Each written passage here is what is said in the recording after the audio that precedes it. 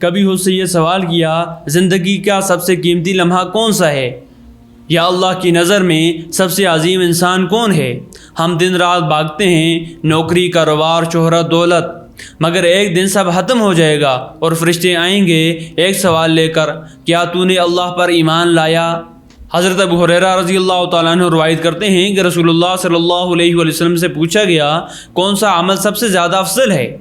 حضور نبی اکرم صلی اللہ علیہ وسلم نے فرمایا اللہ اور اس کے رسول صلی اللہ علیہ وسلم پر سچا، زندہ، جاگتا ہوا ایمان۔ پوچھا گیا پھر کیا؟ فرمایا اللہ کے راستے میں جہاد۔ پھر پوچھا گیا اور پھر فرمایا حج مبرور۔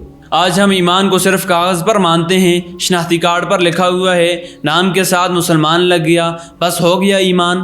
نہیں، ایمان وہ ہے جو دل کو بدل دے، ایمان وہ ہے جو نگاہوں کو جھکا دے، ایمان وہ ہے جو گناہ کے دروازے بند کر دے، ایمان وہ ہے جو خوف خدا اور محبت رسول صلی اللہ علیہ وآلہ وسلم سے دل کو روشن کر دے۔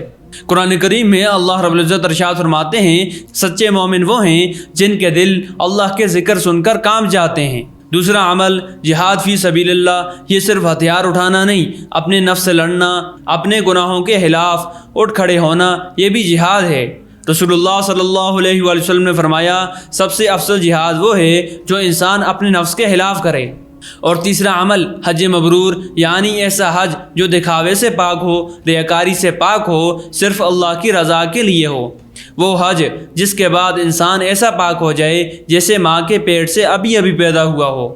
اب سوال تم سے یہ ہے تم کون سا عمل لے کر اللہ کے حضور جاؤ گے؟ کیا صرف نام کا ایمان یا ایسا ایمان جو دل کو بدل دے؟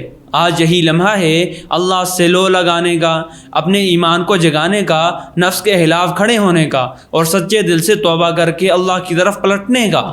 اللہ رب العزت سے دعا ہے یا اللہ ہمارا ایمان زندہ کر، ہمیں اپنے دین کا سچا مجاہد بنا اور ہمیں حج مبرور کی سعادت عطا فرما۔